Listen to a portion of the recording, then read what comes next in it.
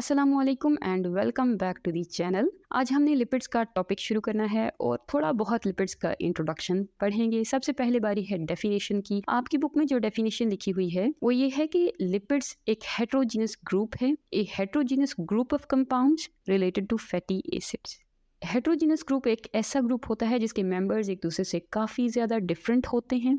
Lipids के साथ भी कुछ ऐसा ही सीन है, इसके मेंबर्स भी एक दूसरे से डिफरेंट होते हैं, बट कोई तो खसूसियत कॉमन होगी इन सारों में जिसकी वजह से इन सारों को एक ग्रुप में ऐड किया गया। तो वो खसूसियत है फैटी एसिड। इन सारों के पास किसी ना किसी तरीके से फैटी एसिड्स होते हैं, बट ये टोटली फैटी एसिड्स पर मुश्तमिल नहीं होते। इसलिए हमने ये नहीं कहा कि वो compounds that are composed of fatty acids, बल्कि हम ये कहते हैं compounds which are related to fatty acids. तो अब आपको डेफिनेशन समझ आ चुकी होगी कि लिपिड्स एक हेट्रोजीनस ग्रुप है उन कंपाउंड्स का जो फैटी एसिड्स से रिलेटेड हैं। चलो अब चलते हैं लिपिड्स की कुछ प्रॉपर्टीज़ की तरफ, और जाहिर है हर प्रॉपर्टी के साथ कोई ना कोई अहमियत भी एसोसिएटेड होगी, तो वो भी हम साथ ही पढ़ लेंगे। सबसे पहली प्रॉपर्टी ये है कि लिपिड्स हाइड्रोफोबिक हैं। मतलब लिपिड्स को पानी से डर लगता है, इसीलिए वो पानी के नज़दीक नहीं जाते, यानी वो पानी के अंदर डिज़ोल्व नहीं होते। वो सिर्फ डिज़ोल्व होते हैं ऑर्गेनिक सॉल्वेंट्स के अंदर। ऑर्गेनिक सॉल्वेंट्स की कोई 2-3 मिसालें याद कर लो जो आपको आसान लगती हैं, जैसे अल्कोहल, बेंजीन, ईथर और क्लोरोफॉर्म वगैरह। तो अगर लिपिड्स वाटर में डिसॉल्व नहीं होते तो इसका हमें क्या फ़ायदा? इसका फ़ायदा हम पहले भी एक दफ़ा पढ़ चुके हैं। जब हमने वाटर की इम्पोर्टेंस वाला टॉपिक पढ़ा था तो हमने देखा था कि अगर कोई चीज़ पानी में डिसॉल्व नहीं होती तो इसका हमें फ़ायदा है। उसी चीज़ को हम यूज़ कर लेते हैं अपनी बॉडी के स्ट्रक्चर्स बनाने में। लिपिड्स हमारी बॉडी में सेल मेम्ब्रेन्स बनाता है। इसके बाद ये है कि लिपिड पानी से इतना डरता है कि वो ना तो पानी को अपने अंदर से गुजरने देता है, ना ही खुद पानी के अंदर से गुजरता है, यानी लिपिड्स वाटरप्रूफ हैं।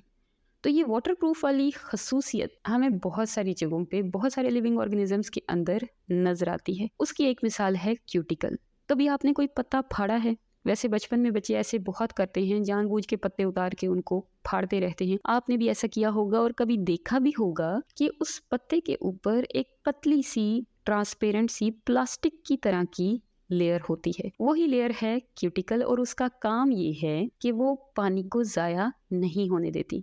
क्योंकि वो लिपिड से बनी हुई है, पानी तो उसमें से गुजर नहीं सकता, इसलिए पत्ते का पानी महफूज रहता है, वो एवोपोरेट नहीं हो पाता। पत्तों में ही नहीं, फ्रूट्स में भी होती है, और इवन के ये क्यूटिकल बहुत सारे इंसेक्ट्स के अंदर भी होती है, और वहाँ पे भी इसका यही फंक्शन है। चलो ये तो सारी खसूसियत हो गई हाइड्रोफोबिक वाली। इसके बाद लिपिड्स की अगली प्रॉपर्टी देखते हैं, और वो है lipids are high energy compounds. High energy compounds क्यों हैं? क्योंकि इनके अंदर CH बॉन्ड बहुत ज़्यादा है, और CH बॉन्ड एक हाई एनर्जी बॉन्ड होता है। जब हम इसे तोड़ते हैं तो बहुत सारी एनर्जी हमें मिलती है। अगर मेरे पास कार्बोहाइड्रेट और लिपिड्स की बराबर बराबर क्वांटिटी हो तो मुझे लिपिड्स से डबल अमाउंट में एनर्जी मिलेगी। अच्छा आगे चलो, लिपिड्स की अगली खसूसियत है कि वो इंसुलेटर के तौर पे एक्ट करते हैं। इंसुलेटर मतलब वो हीट को अपने अंदर से नहीं गुजरने देते।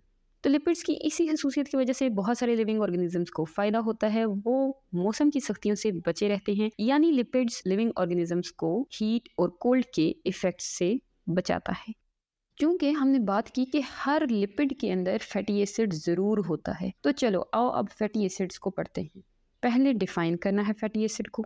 फैटी एसिड वो ऑर्गेनिक कंपाउंड्स हैं जिनके अंदर कार्बन की एक चेन होती है और साथ में एक कार्बोक्सिलिक ग्रुप होता है। स्ट्रक्चर तो हमें इसकी डेफिनेशन से ही समझ आ गया, कार्बन की एक चेन और साथ में कार्बोक्सिलिक ग्रुप, और हर कार्बन ने हाइड्रोजन के साथ बॉन्डिंग की हुई है अकॉर्डिंग टू इट्स वैलेंसी। अब देखते हैं नंबर ऑफ कार्बन्स क्या हो सकते हैं इसमें। तो नंबर ऑफ कार्बन्स हो सकते हैं 2 to 30, यानी मिनिमम नंबर कार्बन का 2 है और मैक्सिमम 30 है। ओनली इन इवन नंबर्स, यानी किसी भी फैटी एसिड में 3 कार्बन नहीं होंगे, या 2 होंगे या 4 होंगे या 6 होंगे, up to 30। Maximum number of carbons is 30। इसके बाद एक बड़ी ही इंटरेस्टिंग चीज़ है फैटी एसिड के स्ट्रक्चर में, और वो है इनकी डबल बॉन्डिंग। कार्बोहाइड्रेट्स में आपने ऐसी कोई बात नहीं पढ़ी, लेकिन लिपिड्स में आपको काफ़ी जगहों पे देखने को मिलेगी। तो क्या होता है कि फैटी एसिड्स के अंदर कुछ कार्बन्स के दरमियान तो सिंगल बॉन्ड होता है, लेकिन कुछ फैटी एसिड्स ऐसी भी होती हैं जो डबल बॉन्ड्स बना लेती हैं। तो डबल बॉन्ड की तादाद कितनी हो सकती है? मैक्सिमम 6 हो सकती है। अब अगर किसी फैटी एसिड के पास 30 कार्बन भी मौजूद हैं तो भी उसमें जो मैक्सिमम तादाद हो सकती है डबल बॉन्ड की वो 6 है, उससे ज़्यादा नहीं हो सकती। अब हम फैटी एसिड्स की कुछ प्रॉपर्टीज़ को देखते हैं। तो ज़्यादातर प्रॉपर्टीज़ तो डिपेंड करती हैं नंबर ऑफ़ कार्बन पे। यहाँ 2 प्रॉपर्टीज़ का जिक्र किया गया है, एक मेल्टिंग पॉइंट और दूसरा सॉल्युबिलिटी। दोनों ही डिपेंड करती हैं नंबर ऑफ़ कार्बन पे, और अगर नंबर ऑफ़ कार्बन कम होगा तो सॉल्युबिलिटी भी कम होगी और मेल्टिंग पॉइंट भी कम होगा। इसमें मेल्टिंग पॉइंट वाली एक मिसाल दी गई है कि ब्यूटायरिक एसिड, एक ऐसा फैटी एसिड जिसमें सिर्फ 4 कार्बन है, उसका मेल्टिंग पॉइंट बहुत ही कम है, -8 डिग्री। चाहे आप उसे फ्रीज़र में भी रख लो तो भी वो मेल्टेड ही रहेगा। जबकि पामिटिक एसिड, एक ऐसा फैटी एसिड जिसमें 16 कार्बन हैं, उसका मेल्टिंग पॉइंट तो काफ़ी हाई है, 63.1 डिग्री सेंटीग्रेड। अब हम देखते हैं फैटी एसिड्स की टाइप्स को। तो फैटी एसिड्स की 2 मेजर टाइप्स हैं, और किस बुनियाद पे ये टाइप्स बनाई गई? डबल बॉन्ड्स की बुनियाद पे।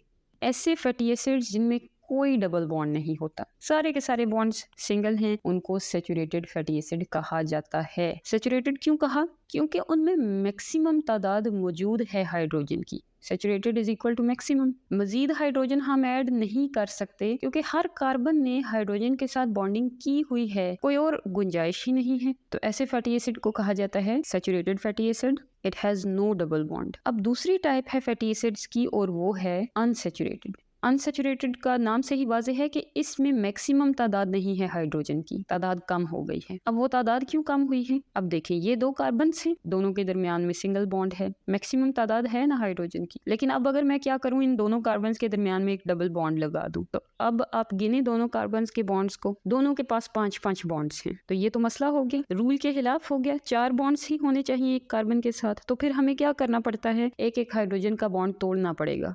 तो एक एक हाइड्रोजन उतर गया साथ से। तो अब ये क्या बन गया है? अब ये अनसैचुरेटेड बन गया है, इसमें मैक्सिमम तादाद नहीं है हाइड्रोजन की। तो फिर हम अनसैचुरेटेड फैटी एसिड्स को इस तरह से डिफाइन करेंगे कि वो फैटी एसिड्स जिनके अंदर डबल बॉन्ड्स होते हैं and they don't have maximum amount of hydrogen. बस ये 2 टाइप्स हैं फैटी एसिड्स की। अगर इन 2 टाइप्स में मजीद हम डिफ्रेंशिएट करना चाहें, तीसरा फ़र्क इनके स्ट्रक्चर में होता है, और वो क्या है कि जो सैचुरेटेड फैटी एसिड्स हैं जिनके अंदर कोई डबल बॉन्ड नहीं है, उनकी चेन्स बिल्कुल स्ट्रेट होती हैं। जबकि अगर किसी चेन में कहीं पे डबल बॉन्ड आ जाए तो वो चेन फिर सीधी नहीं रह सकती। वो डबल बॉन्ड उसे सीधा नहीं रहने देता, वो चेन फिर बेंड हो जाती है, थोड़ी टेढ़ी हो जाती है। और अगर किसी फैटी एसिड में ज़्यादा डबल बॉन्ड्स होते हैं तो फिर तो वो बार बार बेंड होने की वजह से उसका रिंग्ड स्ट्रक्चर ही बन जाएगा, जैसे शायद आपको बेंजीन का स्ट्रक्चर याद। तो फैटी एसिड्स का भी कुछ ऐसा ही सीन है। ये भी अगर अनसैचुरेटेड हों, अगर डबल बॉन्ड्स वाली हों, तो इनकी चेन्स या तो ब्रांच्ड होती हैं या फिर